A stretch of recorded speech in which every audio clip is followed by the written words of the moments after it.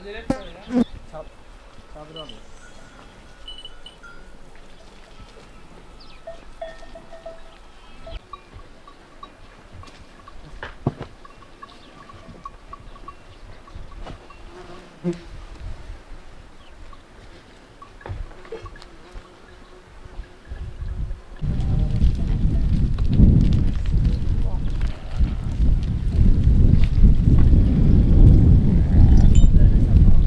Mustafa Malkoçoğlu ben.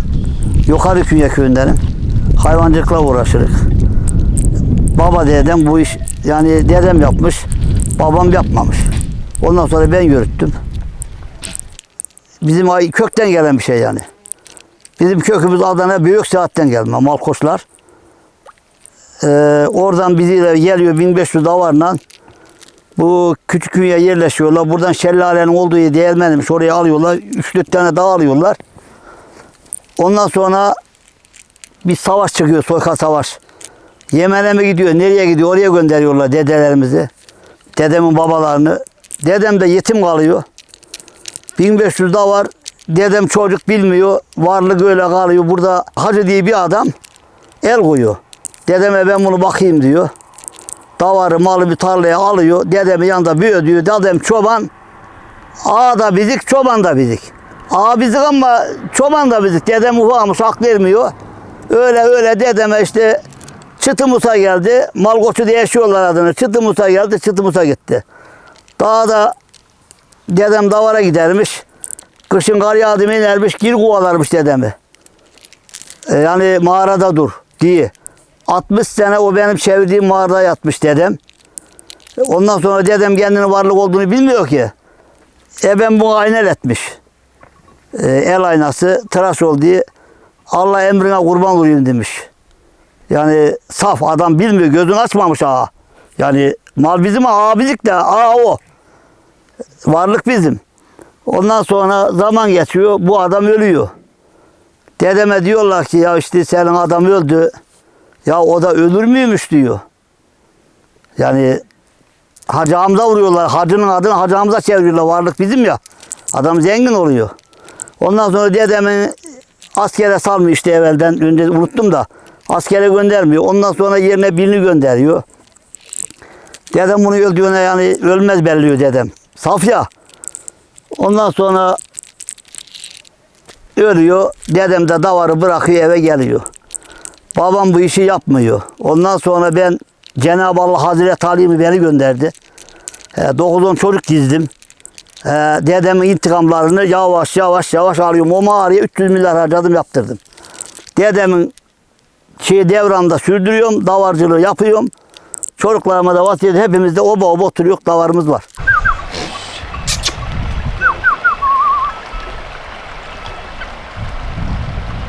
Anası.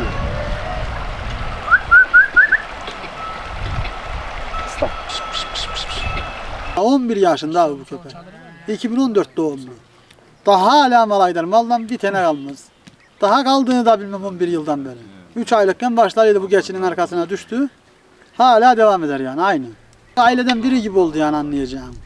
Emektar. Bazıları mesela köpek yaşlandı mı götürüyor sokağa bırakıyor falan filan. Ben ölene kadar kapımda. Bu malı satarım yine köpeğimi vermem. Öyle değeri var abi. 11 yıl yemek etti bu kapıya bu köpek. Bir tane tıstık vurdurmadım. Dişleri falan cam gibi durur abi böyle. Daha tıstık vurdurmadım ben buna.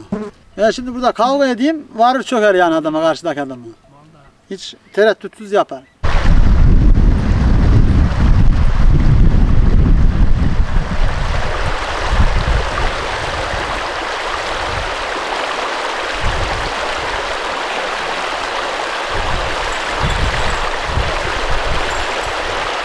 Ayak atıyor. Ben daha çalışacağım. Ben daha Biraz Çıkar. Masayı doğru. Beynim ağrıyor ya. Dişimden mi? Baba sen yemiyor musun? Yok oğlum haklıyım. Asastan nedir abi? Alparslan geldi. Evet. Ben dehenin yaşını bilmem abi de eğitim yaşını bilirim. Osman da var baksana. Bende de var o zaman. Bende de Çok var. ayardayan var lütfen. Ha geldi miydi? Tamam buyurun getirme kızım tamam. Gel. Vallahi bir yere gideceğim işim var. Develiye mi? Komando mu diye gitti. Şimdi adamı tanıyor. Ya tamam buraya gel. Kimden aldılar Musa? Develi mi? Hadi çocuk gibi çocuk var. He. Tabaklara bak. Şimdiden afiyet olsun abi. Az öyle. Ne ettiniz, aldınız mı? Aldı abla. Bizi yiyecek la. Hayırlı olsun mesela.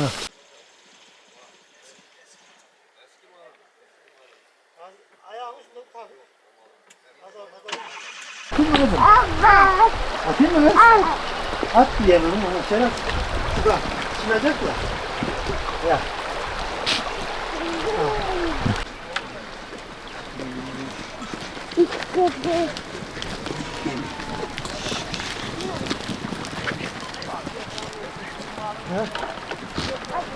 Kaçın mı?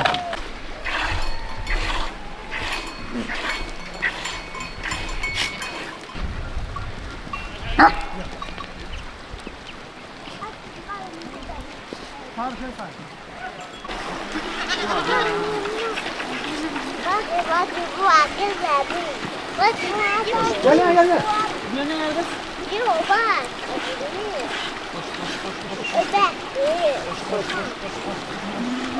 Öbek. Sana. Ben hemen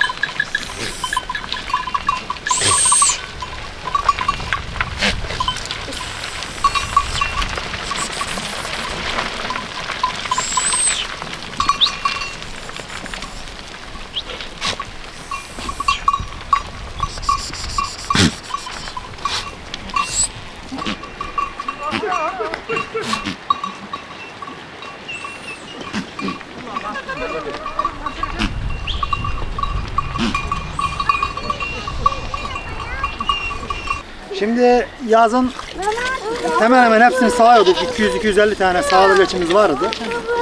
Erkek oğlu ayırdık. Yarısını 150 tanesini sağıyorduk. Tabii erkek oğlu satınca, davara dekelenince süt azaldı. Şu anda 20-25 tane bir sağlı geçimiz var. Yazın geçilerimizi sahip peynir yapıyor. Salamura, basma, tulum peyniri yapıyor. Şu an sağdığımız süt sadece yoğurtlu işte. Çocukların sütü falan. Böyle çıkıyor yani. Şu an peynir işi yapma işi kapandı yani. Yazın ama full yapıyorduk. Onda istifli yok bir yere yani. Stok yapıyor. Güz ayında satışa tulum peynirini çıkarıyor. Salamuralar da aynı şekilde hazır oluyor yani. Güzün, kışın sürekli peynir bizde bulunuyor. Hayvanların genellikle sütlü olduğu zaman Mayıs, Haziran, Temmuz, Ağustos ayları oluyor yani. Ağustos'tan sonraki aylarda soğuyor yani. Süt işi bitiyor. Yani benim bildiğim kadarıyla böyle yani. Şu anda 15-20 tane, 25 tane sağlıklı bir davarımız var. Onları bazen 2 güne bir, bazen her gün sağ yok yani. Tabii ya, satıyor yani. Belli müşterilerimiz var. Zaten biz o belli müşterilere satıyor. Bir alan zaten diğer akrabasına veya da çevresinde arkadaşlarına öneriyor. Onlara da veriyor. Yani yetişmiyor. Yani yetişmeyen şekilde satılıyor. Güz aylarında özellikle tulum peyniri, basma peynire ilgi daha çok çoğalıyor. Güzün. O da zahmeti zor bir peynir. Yani ondan dolayı zaten yetişmiyor. Örnek veriyorum 30 kilo sütten 5 kilo ancak tulum çıkarabiliyor. Şimdi başta 2003-2004 yılında küçükbaş hayvancılığı bitirmeye teşvik oldu devlet. Eskiden yani Adana'da Aytaş durak vardı. O geçiyeler ağaca ayaklarken çam ağacını bir tane geçiyi kameraya çekmiş. Ondan dolayı bütün hayvancılığı yasakladılar 2003-2004 yılları arasında. Ben burada ormancılarla çok mücadele ettim şu yaprak. Bu geçiyi satmamak için. Satmadık da karar aldık yani. Ondan sonra bu ormanlar sıklaşınca domuz patika yol yapsın diye devlet domuz bıraktı. Ormanlarda yangın çoğalıyor diye. Domuz da çoğaldı. Zaten domuz büyük yavrulamıyor. 12-13 tane yavruluyor. Çoğalınca bu da çiftçinin, köydeki bütün çiftçilerin yani ne ekerse eksin düzgün mahsul alamadı. Ondan sonra kurdu bıraktı. Buna aksilik olsun. Domuzu yesin diye. Kurt domuzu yiyemiyor. Domuzun hazırlısı 3-4 tane kurda baş geliyor. O da ne yapıyor? Köylünün hayvanına, inağına, geçisine, özellikle küçükbaşı kurt yüzünden çok küçükbaşının hayvanını satan oldu. Ülkemizde en çok ırkı tükenen hayvan şu anda küçükbaş. Devletin bu acil çözüm bulması lazım. Köpekler, bazı insanlar köpeğe gelince söz, yani köpeğin yediğini hesap ediyor, hayvancılık yapanlar, beslemiyor. Onun aldı da malını yese o hak ediyor. Köpek besleyen, gerçekten kangal köpeğin varsa, yani tamam hiç alamaz demiyorum, alır. İlla ki sürün bölünür, dağda kalır, onu kurt yer.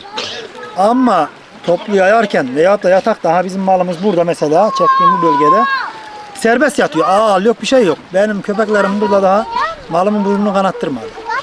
Sürer yani. Bunun sesini zaten iyi köpeğe kurt sesinden bilir o bölgeye. Yani bilmeyen bir kurt uğrar, bir daha uğrayamaz. Daha ben yaylada malımı seyip sürerim, köpeklerimden gider. Dağda kalır onu yer. Az önce söylediğim gibi, ama öyle örnek veriyorum, gelecek de böyle yataktan mal yiyecek. Şurada malın biri beğerse, ürküntüyü, beğertiği bir köpek biliyorsa o köpek gerçekten kurtçuldur. Ürküntüyü bilmiyorsa o köpek kurtçul değil. Saf kangal köpeği eğer varsa sürünün başında, kurt girmez değil mi? Girebilir, alamaz. Aldırmaz yani kesinlikle. Onun sesine varır, ürküntüsüne varır, aldırmaz. Benim başıma çok geldi. Ben 5 yaşından beri bu davarın için diyeyim yani. 5 yaşında biz bu köyden, köyüm olan Yukarı Künye köyünden de Kayseri Develi'nin göçebeliğe çıktık. Göçebe hayatı yaşıyor. Yazlar Çukurova, ılıman olduğu için oraya göçüyor. Kışın yazın da yaylamız olan buraya Küçükünye'nin Bakırdağ yaylasına geliyor. Meşhur Bakırdağ yaylasına. Yani bu göçebelik hayatımda da yazları da yani sürekli kurdunan olsun. Yani Çukurova'da da çakal çoğaldı son yıllarda. Yani burada kurt çok da, yani Çukurova'da çakalı gör. Burada o kadar kurt yok. 50 tane 100 tane bir gezdiğini gördüm ben çakalın Çukurova'da. Osmaniye'de özellikle. Sürekli biz bunların içindeyiz yani. O yüzden köpek önemli. Bir malcının can damarı köpek. Birincisi köpek, ikincisi silah, üçüncüsü kendi uyanık olacak. Bunlar önemli şeyler. Malına da bakacaksın tabii. Adam hesap ediyor, diyor işte ya köpek diyor 20 lira olmuş bunun kilosu diyor. Bazı malcılık yapan arkadaşlar köpeğe bakmıyor. Sürüsünü aldı 80 tane 100 tane sürüsünü kırıyor. Kurdun bir huyu var. Yani bir girdi mi yemek için kurt girmiyor. Kurt boğup atıyor boğazına. Yani öldürüyor. Kurt demek yani katliam demek bence. Devletin buna acil yani çözüm bulması lazım. Malcılara da tavsiyem, küçükbaş hayvancılık yapıyorsan köpeğin olacak. Hem de çift olacak. Kaliteli olacak. Kangal olması lazım özellikle. Aksaray malaklısı burada gitmiyor. Yani malaklı köpeğe yatar horlar. Kurt gelsin yanında malı yesin, ben buna iddialıyım. Hiçbir malaklı köpeğe kurda gitmiyor. Ben besledim gördüm yani. Ama saf kangal olsun, izle. Ürküntüyü de bilir. Kurttan gelecek zararı saf kangal 6 aylıkken çözüyor yani. Ben bunu gördüm, yaşadım. Yani malaklı köpeğinden de hayır gelmez. İri oluyor, gövdeli oluyor. Sadece bekçilik yapar bahçede. Başka bir şey yaramaz. Honamlının 1 yaşında olanı bu. Honamlı 2 çeşit olur. Honamlının bir çeşidi ince olur. O yazında, kışında et almaz. Zayıf olur. Tek beldiler ona. Bu çift kat. Honamlının çift kat olanı bu. Belini ellediğinde karışım bel kemiğini, darışımı doldurur. Çift kat olanında. Şu an bu teke 1 yaşında çebiç. Bu çebiç şu anda besisiz. Davar yürülmüş halinde şu çebiç şu anda 100 kilonun üstünde. Eğer beslesen yani kurbanlık olarak şu an şu çebiç 130-140 kilo gelir 1 yaşında 1,5 yaşında halinde yani. Honamlının incesine heveslenmeyin. Kalınlığını taşıyorsan. Kuyruğu olsun, kafa yapısı, ayak ön bilekleri, şu döşü, dekenin çok önemli şu döş. Döşünü ellediğinde şurada kemik çıkar. Kuyruk arkada böyle duracak. Kıvıran biz ona piç mal dedik yani celep. Ama saf olanlar bu şekilde kuyruğu dümdüz tutar. Deli kalın olur. Dediğim gibi honamlı 2 çeşit. İncesine heveslenen kaybeder. Yazında kışında et almaz. Ölümü çok olur. Yavrusu ayağa kalkamaz. Ama bunların doğduğu zaman oğlağı kakar anasını emer. Kalın olur, bilekli mal. Teke alırken önce bileğine bakacağım. Göğsüne, burnuna, ara salına bak. Özellikle ara salı. Ara salında incesi var, kalın inceye değil. Böyle kalına. Arkası böyle attı mı karşı bu arka kemer dolduracak, kuyruğuyla dümdüz olacak.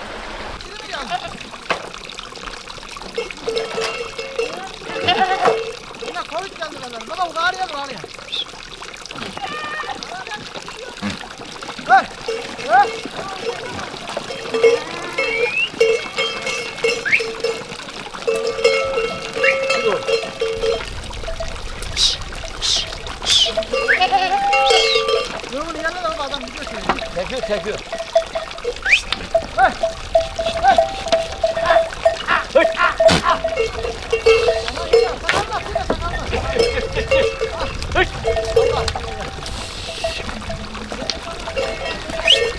Bize malkoçlar derler. Ben malkoç vurdurdum. Ha, Atatürk Erzurum vermiş bize, ismimize. Babam ölürken 35 tane kağıt çıktı cebinden.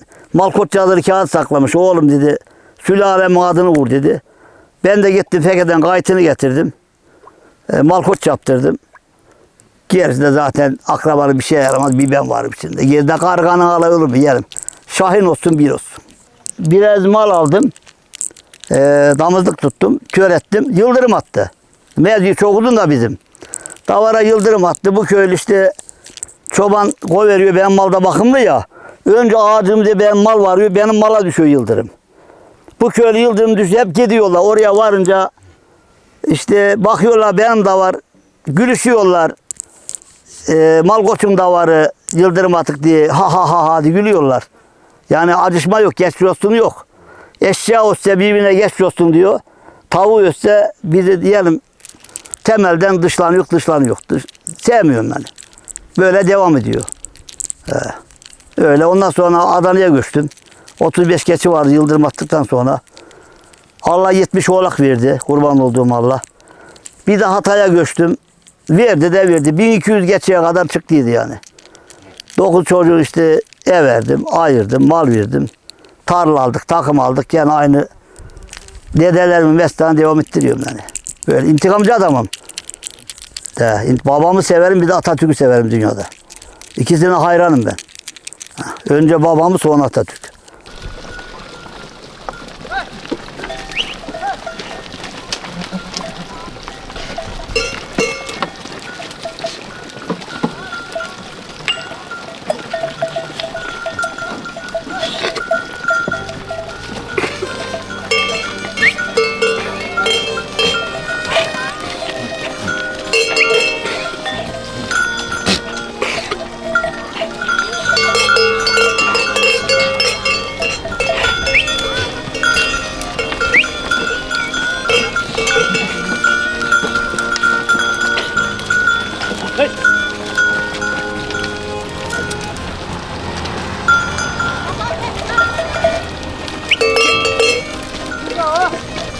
Baba dur onu baba.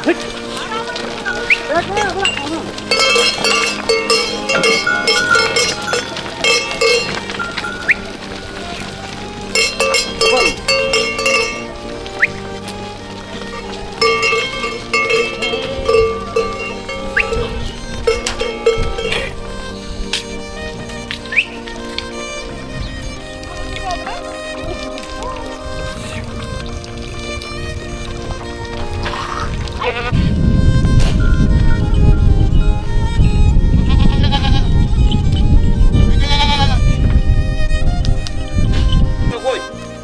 Şey pancar. Şey ortamda şey var. Ben tomar.